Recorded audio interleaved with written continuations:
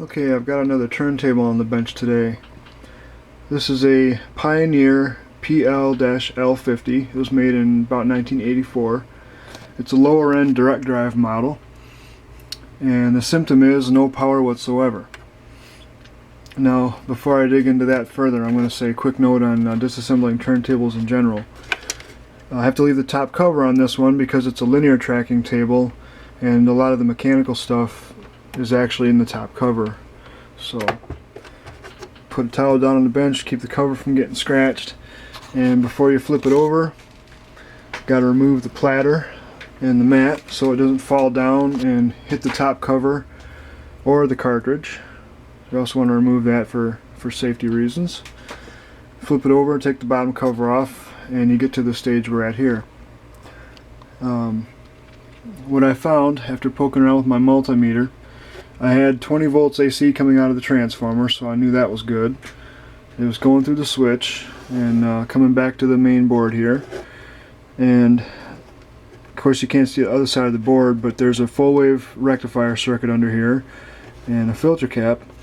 The voltage was coming out of the rectifier, had about 26 volts DC across the main filter cap there, and it was going out and nothing was coming back. There's test points throughout the board here for 5 volts and 12 volts. Of course you can't see much with the glare on the circuit board from my light up here, but anyway, nothing on either test point. Nada. And first I checked the interlock switches, those were okay, and I got to looking at these voltage regulators here. Now these are very common 3-terminal voltage regulators. This one's a 7805 and this one's a 7812. Basically you got your input voltage on the first pin, ground is the second pin, and output voltage is the third pin. And I had 22 volts going in and 1 volt coming out, so there's no question about it that 12 volt regulator was bad. So I got that changed out, and since that also feeds the 5 volts, that is now working as well. All the voltages are normal. And now we have an LED. So I'm going to flip this back over and put the platter back on and see how the motor runs. And hopefully there's no other major issues with this. I'd like to just clean it up and see how it plays. Could have, you know, the tracking mechanism might need a belt or adjustment, who knows. We'll find out in a little bit here. Alright, I got it flipped over for a quick test before I go and clean it up any further and put the feet back on and all that good stuff. Got the LED on the front panel lit now, and those 2 red dots reflecting off the record, those are the transmitters that are up here in the top cover that are for the automatic size circuit. What they do is they shine down through these holes in the platter mat and hit some photo transistors, and that tells the turntable what size the record is so that it can drop the cartridge in the proper spot. And it also has an automatic speed selection based on record size that you can override for different size records if need be.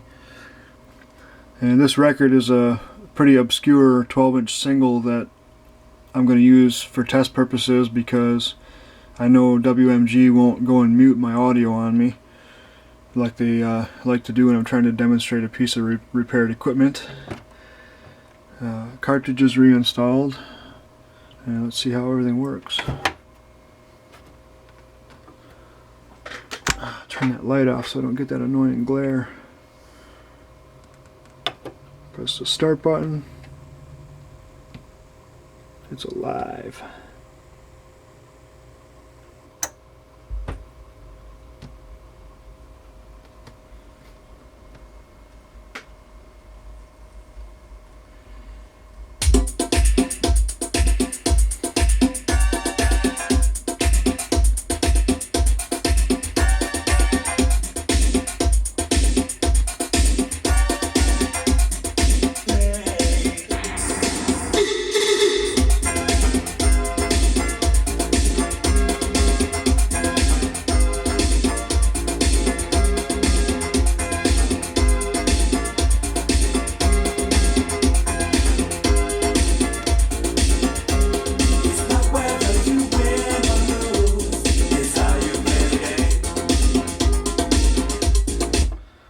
That's how I play my game.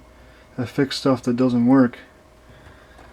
Let me see if I can bring this over a little farther here.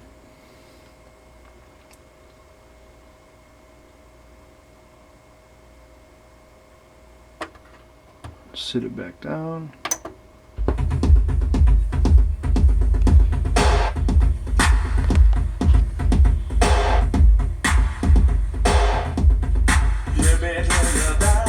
It's not whether you win or lose, it's how you play the game. It's not whether you win or lose, it's how you play the game.